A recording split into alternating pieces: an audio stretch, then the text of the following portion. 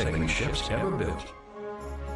It was also unique, the only large vessel powered by the wind that was constructed mainly of metal. This stout design, along with its myriad sails, made it perfectly suited for carrying cargo and passengers thousands of miles over often treacherous seas, all during the late 19th and early 20th centuries, when the world was experiencing a period of unprecedented growth and industrial development.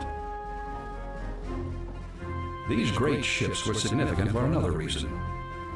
They were the very last of the commercial sailing craft, a line with a proud tradition dating back thousands of years. Even as the age of steam was dawning on the seas, ships like the Star of India, the Elissa, the Herzogensetsia, and the Peking became the stalwart cargo carriers of their day, while evoking romantic images of days gone by. A large 5-masted windjammer was around 400 feet long, with masts towering up to 170 feet above the deck. Its cavernous metal hull could hold up to 7,000 tons of cargo, yet was streamlined enough to move through the water at speeds approaching 15 knots.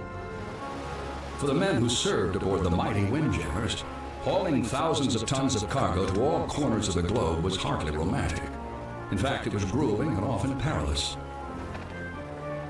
Still, despite many obstacles, the windjammer captain and his crew sailed on. Withstanding the elements and an ever-changing world, they helped the windjammer become the final embodiment of the age of sail, our legacy of tall ships in all their regal glory.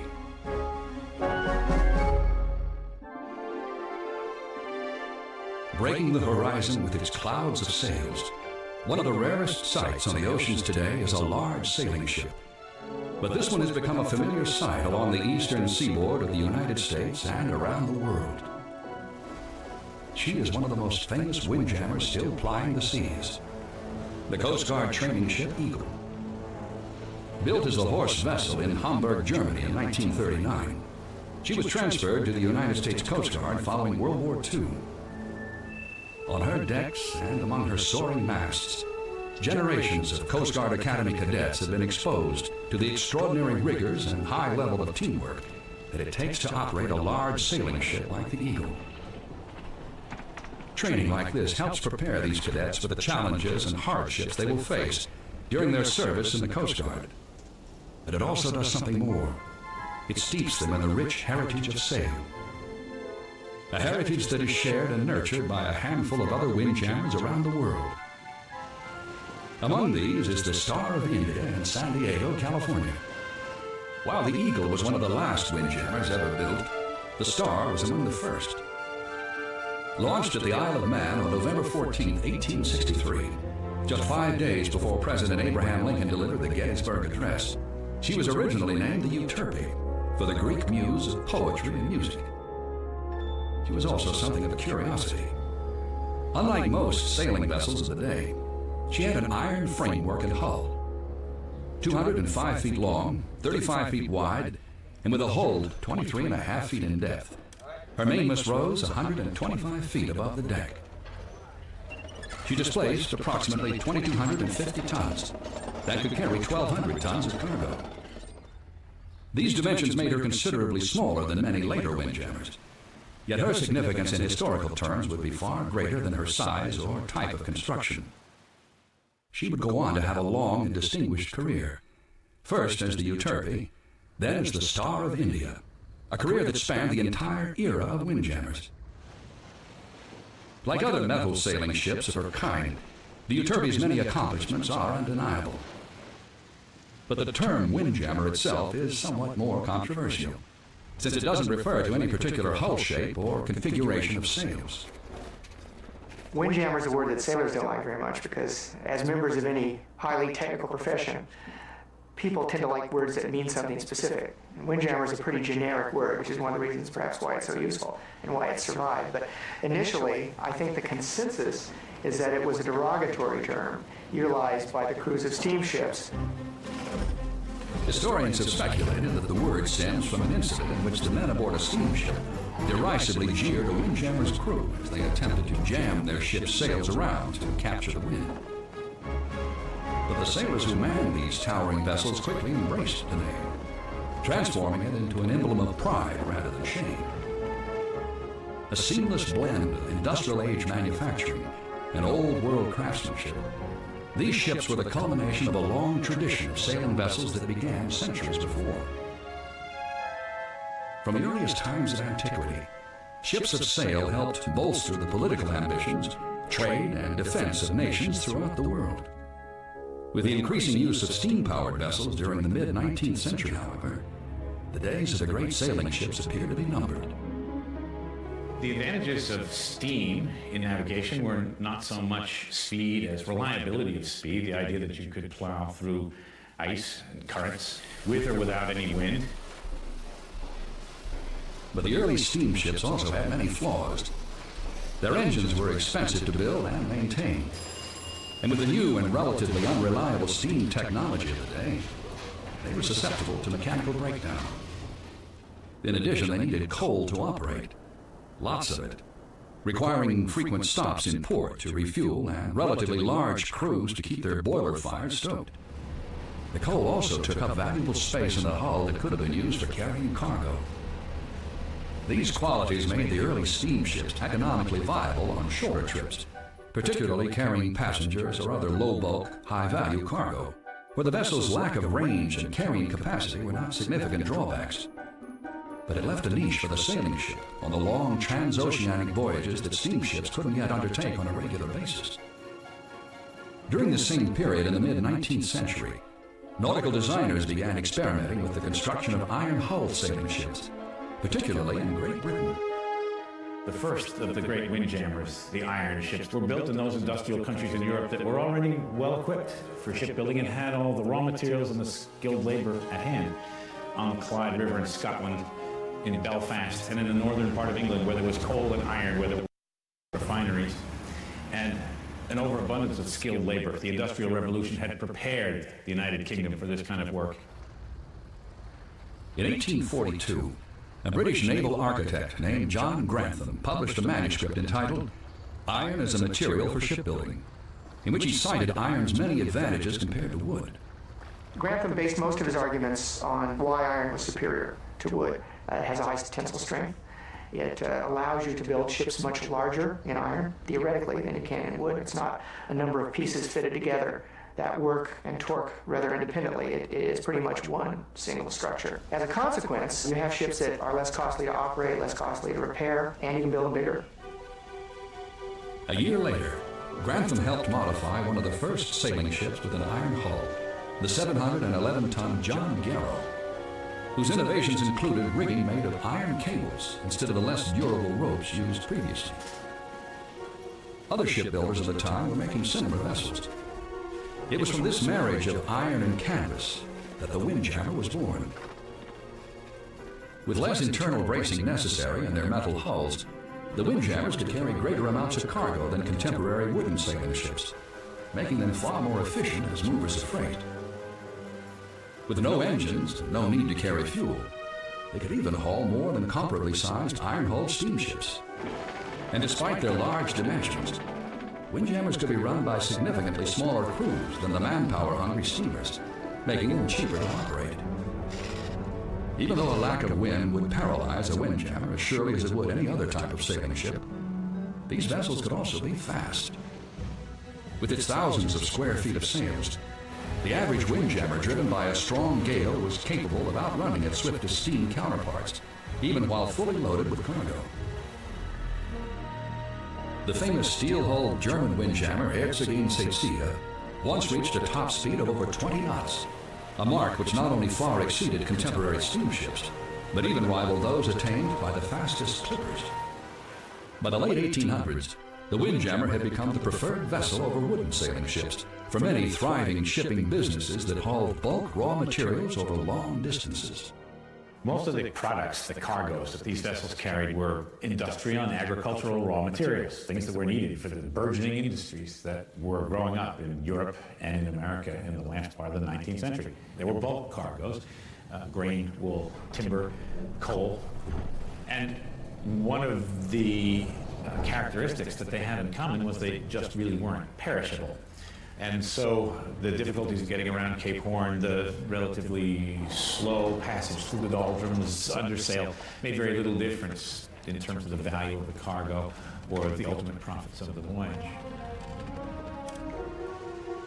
As the demand for raw materials grew worldwide, so did the size of the windjammers. Earlier models had featured only 3 masts, but by the end of the 19th century, larger 4-masters became the norm. And eventually some 5-masters were even built.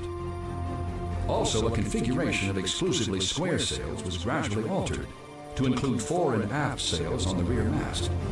It was these reconfigured vessels called barks which became the classic windjammers of the era. The bark is really a minor variation of a standard full-rig ship where you have all the masts carrying yards, with the exception that on the aftermost mast there are no yards. There are no square sails carried. Because frankly, anytime the ship is running off the wind or before the wind, that much sail area that far back in the ship makes it hard to steer anyway. So by eliminating the yards on the aftermost mast, you also eliminate the necessity of the crew required to work those yards whenever the ship is being brought about. Departing from their European home ports, these majestic ships sailed as far away as South America, the Pacific Northwest, and Australia, turning profits and earning praise from those who sailed them. Nevertheless, carrying tons of cargo on the wide open sea presented many challenges for those who sailed the windjammers. Challenges that would make these devoted sea hands work harder than almost any other sailing crews in nautical history.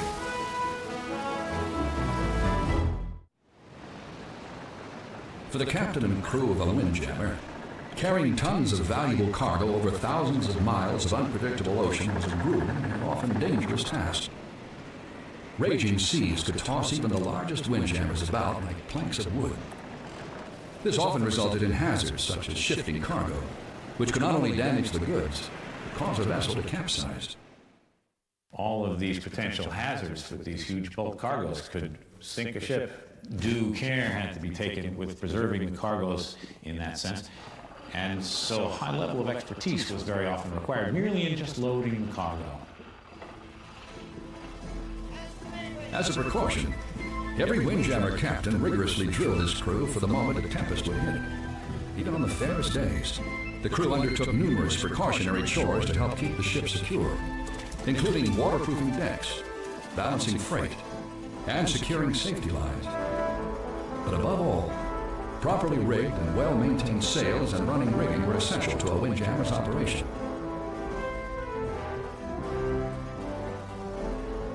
If a storm was imminent, a ship's fair-weather sails had to be replaced immediately with heavy-duty canvas.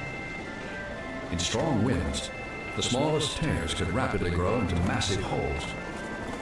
Once, during fierce winds off the coast of England, the Herzegovina Cecilia lost 19 sails in less than a day and a half. Under such conditions, it was the captain who decided which sails were to be furled and unfurled in relation to the wind. At his word, the crew would hurriedly climb the rigging, and while balancing precariously on foot lines up to 150 feet above deck, adjust sail. The motto for these sailors was, one hand for ship and the other for self. Clear communication between captain and crew was essential during this process. If the crew failed to synchronize their efforts, the results could be catastrophic. As with any merchant vessel, delivery of cargo intact and in the shortest amount of time was always the prime objective. The windjammer captain had to be a master of the sea, the skies, and his men. But the captain held full responsibility for his crew, his craft, and his haul. They had to be a great judge of character. They had to drive their men. They had to know when to drive hard. They had to know when to ease off. But they were all masters at their craft. Ship owners counted on their captains to be vigilant, honest, and reliable, as a ship's fate, including its profit and loss, was entirely in his hands. As such, captains who proved their mettle were handsomely rewarded. A captain's quarters could be large and opulent, and he was often allowed to bring his family along on the voyage. It also imposed a kind of civilizing influence upon everyone to have women and children on board a ship. In some cases, women performed significant roles in managing vessels. Navigating, for instance, wasn't uncommon at all for captains' wives to learn how to navigate a vessel. It wasn't certainly uncommon at all for masters' wives to be able to handle the vessel's books and the more administrative functions of a captain's job. I suspect they were probably a welcome addition. Yet for all the moments of good living for the captain of a windjammer, there were many more of considerable stress. Life at sea was an ever-changing series of adventures, usually controlled by the elements. Every storm had the potential to sink a ship or blow it far off course. And nowhere was this more likely than at the southernmost tip of South America, where the Atlantic meets the Pacific at Cape Horn, an unavoidable obstacle on the trade routes between Europe and the Pacific. That region of the world is known for violent, almost continuous gales and severe storms. What compounds the problem is that there's no large landmass there to break up the run of seas, which continue right around the world. So they reach gigantic sizes. And as a consequence, it's the one spot of the world most feared and most dreaded by mariners, and it had been so since the first attempts to get around it, extending back to the 16th century. The arduous journey of the three-masted bark British Isles epitomized the struggles the windjammers encountered in these waters. In June 1905, Captain James Platt Barker and his crew of 20 embarked on the Isles for a voyage from Wales to Chile, delivering some 3,500 tons of coal. Nearly 2 months later, they passed Cape Horn going west during surprisingly moderate weather. However, within days, the temperature and barometer dropped sharply. Hurricane-force winds drove the Isles eastward, back past Cape Horn, then south towards Antarctica. During the ordeal, one man was washed overboard to his death. 30 days later, the initial storm was over, but the winds were still strong enough to have pushed the ship within 100 miles of the Antarctic Circle. Huge icebergs loomed dangerously near the beleaguered Windjammer, sending her frostbitten crew into a panic. The ship's first mate brashly suggested that Barker had erred by not running for the safety of the nearby Falkland Islands when the storm first hit. But Barker was a fiery and stubborn man.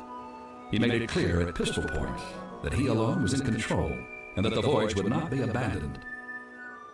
Unfortunately for Barker and his crew, the first storm they endured was like a summer breeze compared to what awaited them.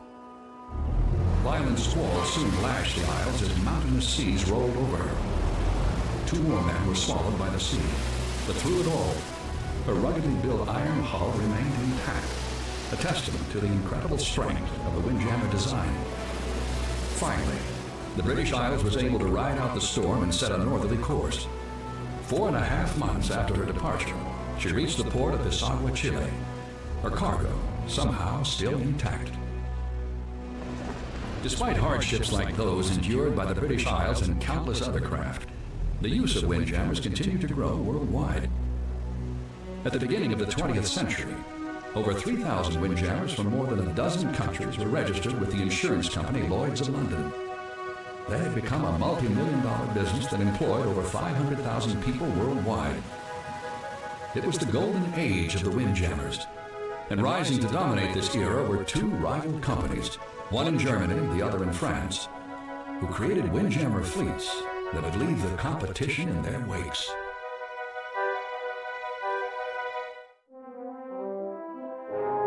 In 1825, an eccentric entrepreneur from Hamburg, Germany named Ferdinand B. Leitz started a firm to export silk hats to South America. By the middle of the century, he was joined by his son Carl, and they began expanding their business. Using their own ships, they profited handsomely and diversified into exporting a variety of materials to overseas markets. As their shipping volume increased, so did the size of their ships. In 1856, Carl ordered the construction of a new 140-foot windjammer, the company's first. Carl Leitz named the Poodle after his wife, who was known as Poodle because of her luxuriant curls. And the ship was not only pretty, she was also very profitable and successful, and they had her quite a while. And in efforts to perhaps sustain the run of good luck they found with that ship, they named all their subsequent vessels, or renamed them, with words beginning with P. And that was the birth of what became one of the most famous lines of sailing ships ever. It was called the Flying Pea Line.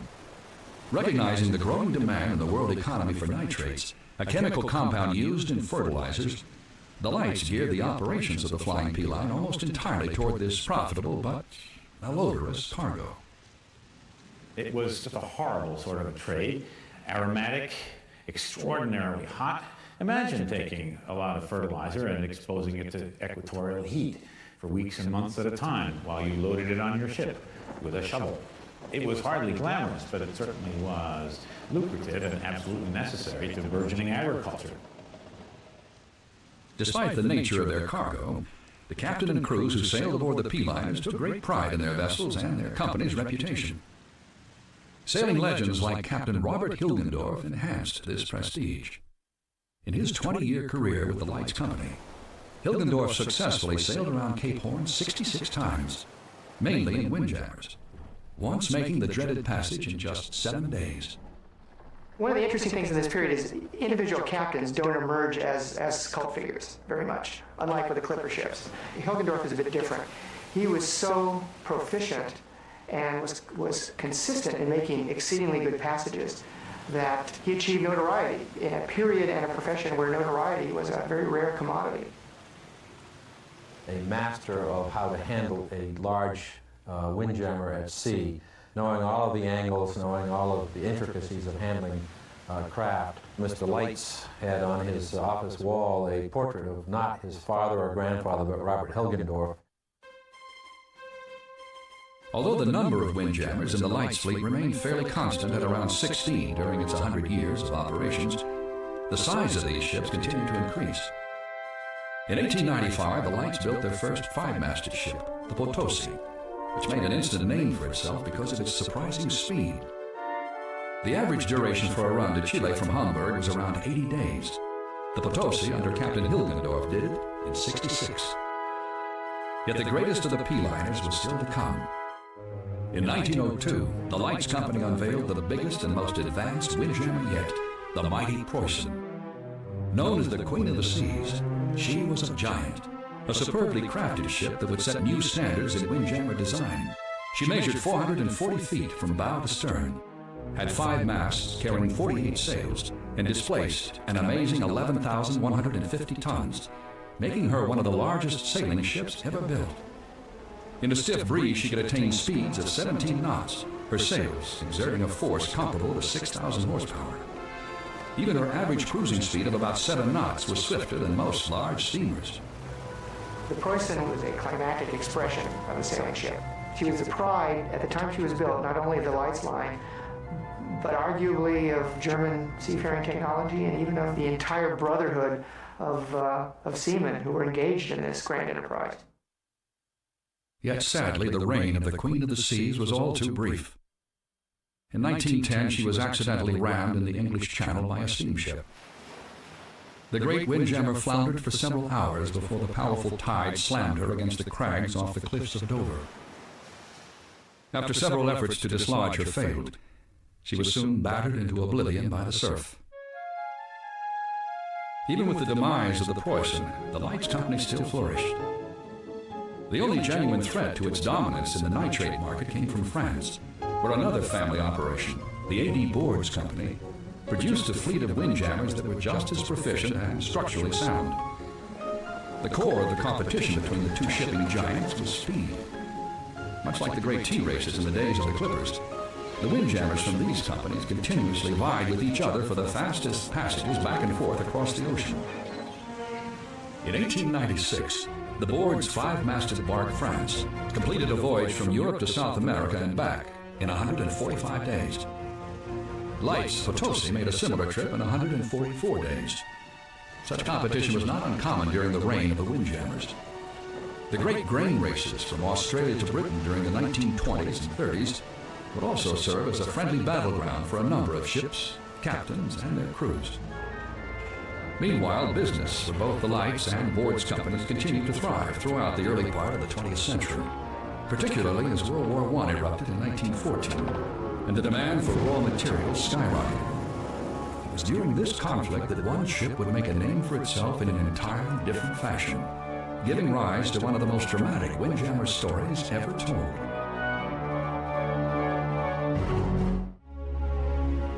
At the beginning of World War I, the German Imperial Navy found itself in a quandary.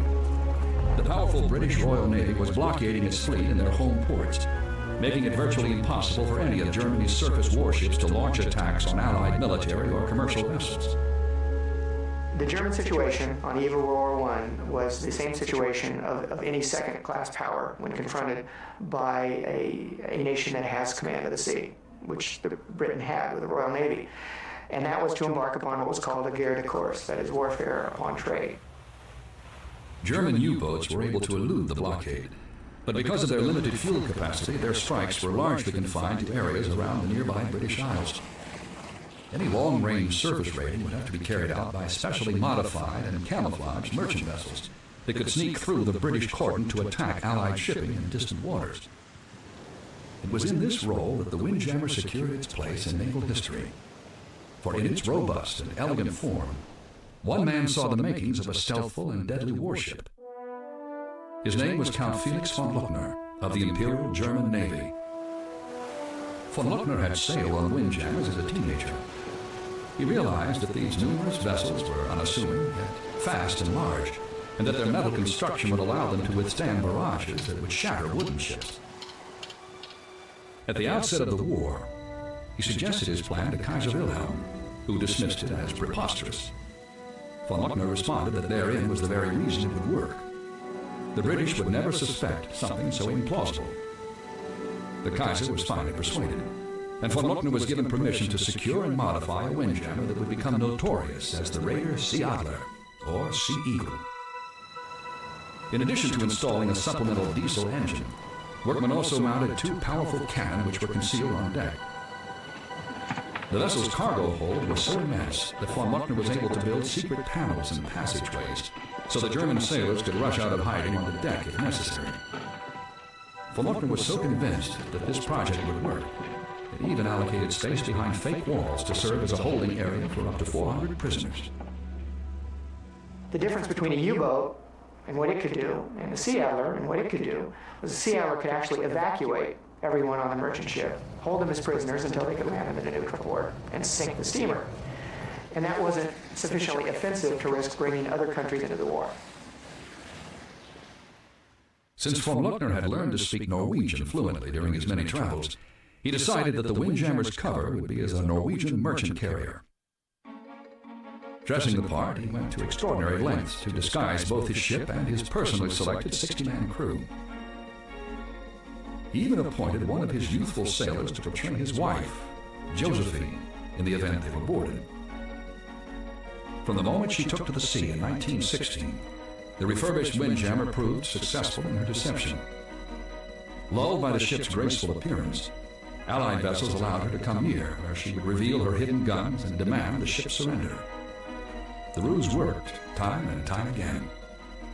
He captured American vessels, French barks, British barks, and in each and every case, he would put a shot across the bow, then he would interview the captain and tell him what he intended to do. When the vessel finally hove to and surrendered, he would bring the people on board his vessel, and then, of course, plant the charges and sink the ship. Von Luckner reveled in his success. Nevertheless, he made sure that the crews of the Sea Adler's victims were treated more as guests than prisoners. He drank champagne and cognac with them, and even provided books, playing cards, and phonograph records. Von Luckner was a German aristocrat, as opposed to the standard run of German merchant officers who tended to be more middle class. He was raised and bred to be a gentleman, and he carried his role out in the same vein that Francis Drake had several centuries earlier, creating a reputation for being hospitable and gracious to his guests while he had them, and pursuing his version of warfare with the maximum amount of gentility as circumstances allowed. By 1917, the Sea Adler had destroyed 14 vessels on a 7-month hunt that had taken her 30,000 miles into the mid-Pacific. Ironically, several of the ships she sank were merchant windjammers. Yet throughout these triumphs, only one Allied sailor was killed. Von Luckner possessed a sense of chivalry that seemed to belong to an earlier era, just like his tall and regal ship. He had a swagger, he was an actor, he attracted people to him. There's no question that he was the last of the great sea raiders. On August 2nd, 1917, the hazards of the sea finally accomplished what the Allied navies could not.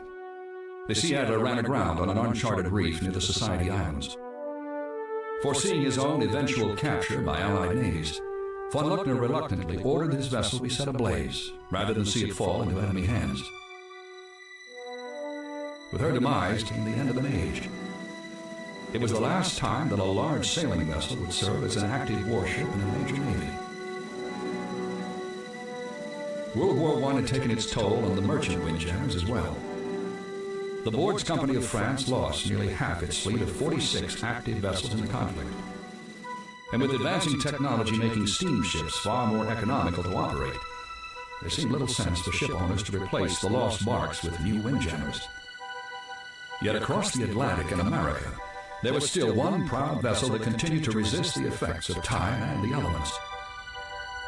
One that would endure to become a standard bearer for all the windjammers that followed her.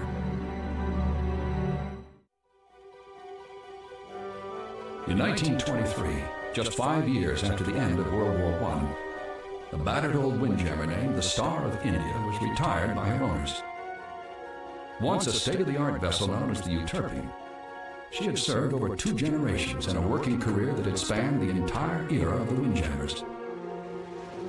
Like most others of her type, she was a victim of changing times, which had rendered all but a handful of windjammers around the world obsolete. Since her launch in 1863, the Star of India had been tangible proof of the windjammer's incredible versatility, successfully performing every mission that had been assigned to her. From the India cargo trade, to transporting immigrants, to working the waters of Alaska in the salmon fishery.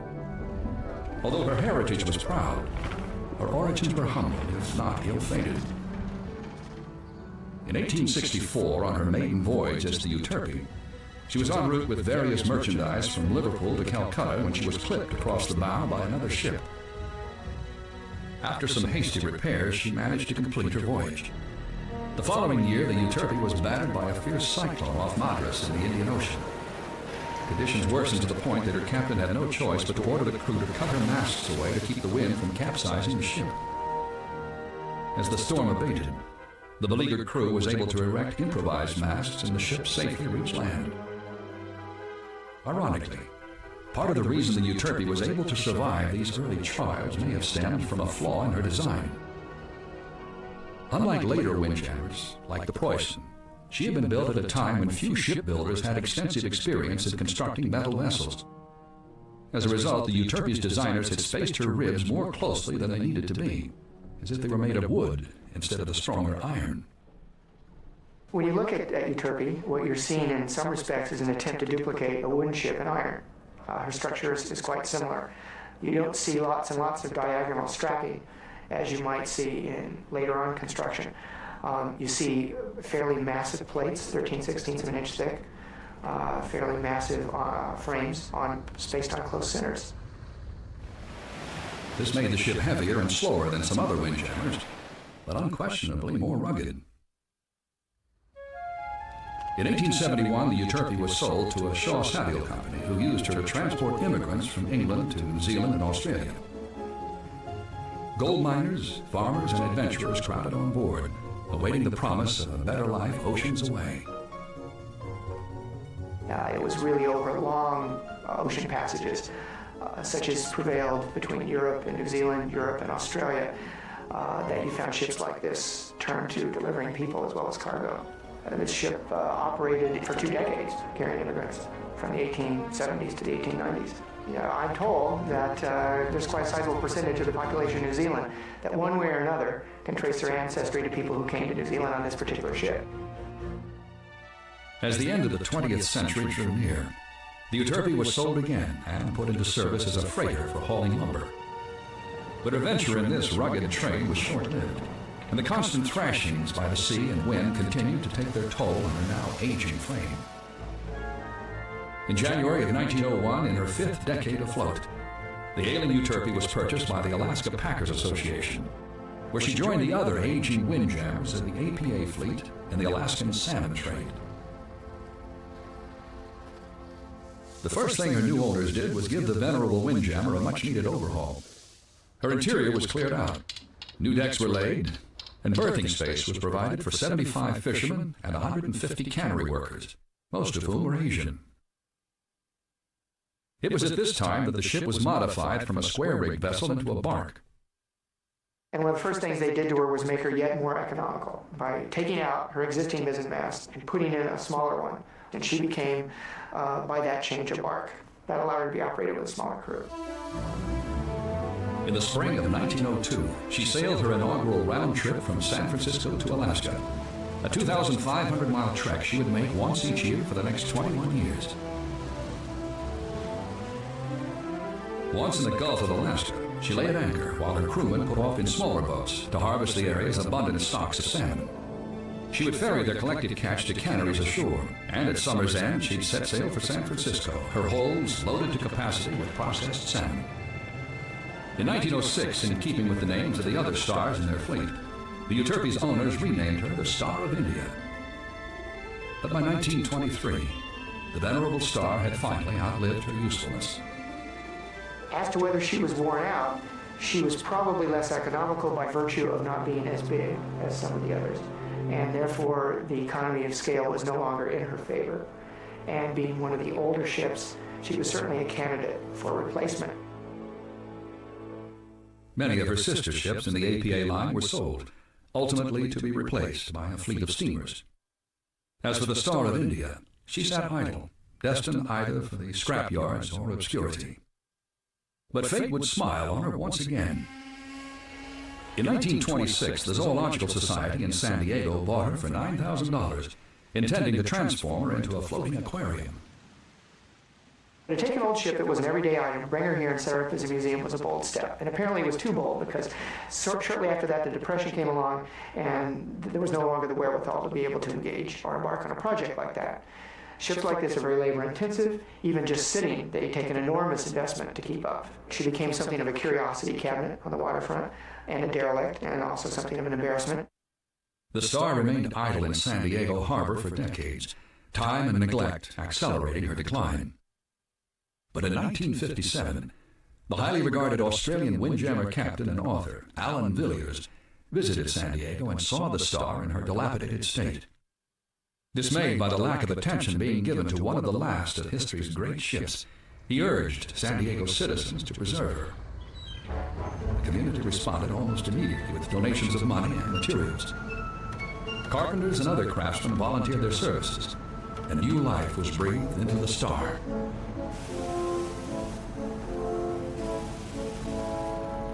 The Star of India became a focus of civic pride, as it were. Initially, there was some question as to whether the ship was preservable. By the late 1960s, the question is whether you take this priceless artifact out and risk it at sea.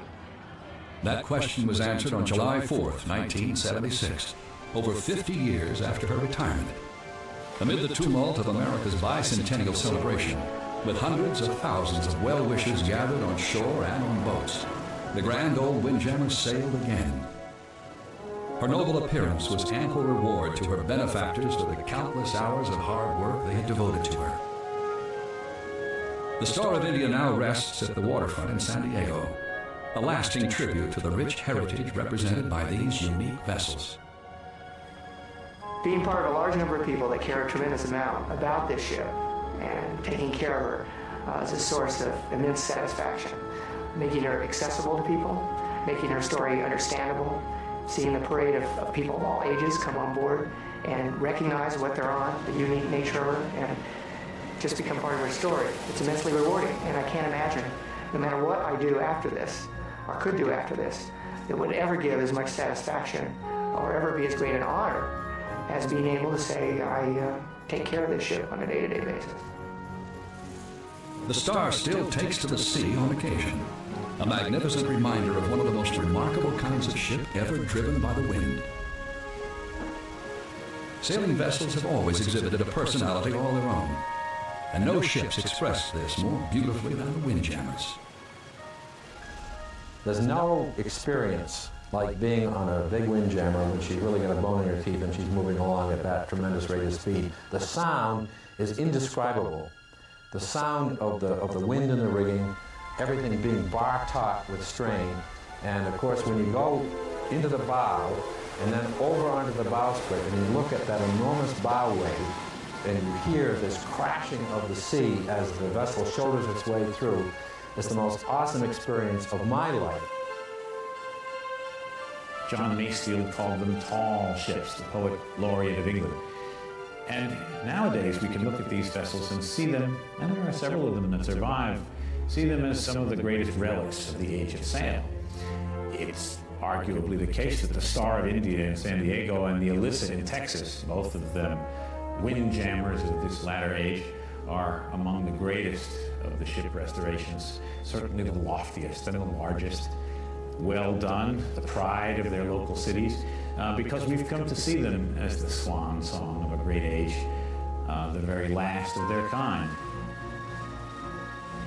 With their rippling sails lofting above the spray, the windjammers that still ply the oceans are masterpieces of artistry and efficiency. Mighty vessels that represent the zenith of an era. It is an era that will live on through these proud and stately iron ladies of the sea.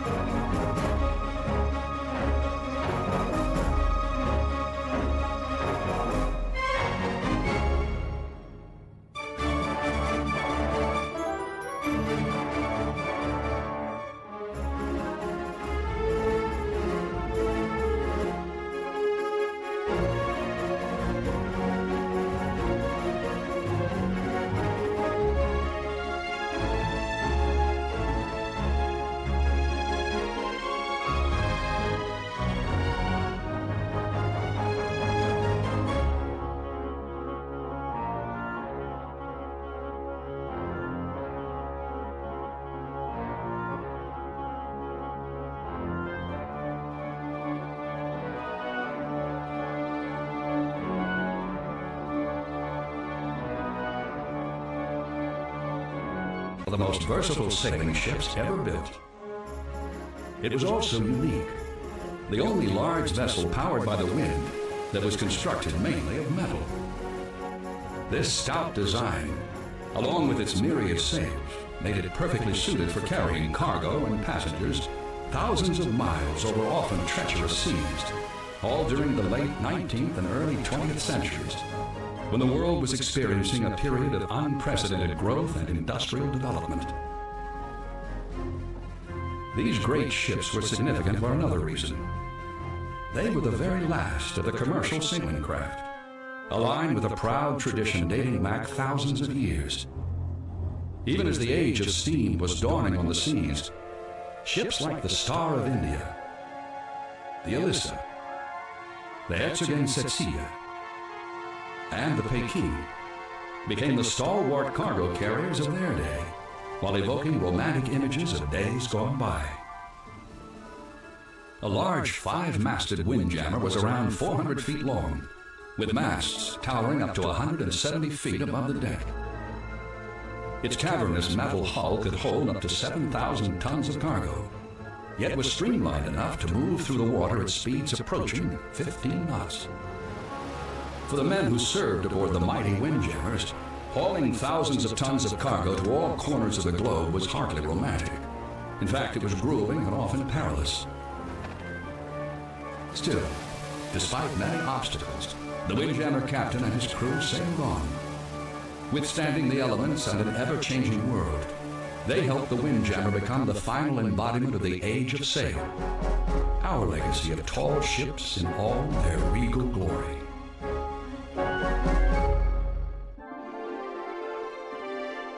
Breaking the horizon with its clouds of sails, one of the rarest sights on the oceans today is a large sailing ship. But this one has become a familiar sight along the eastern seaboard of the United States and around the world.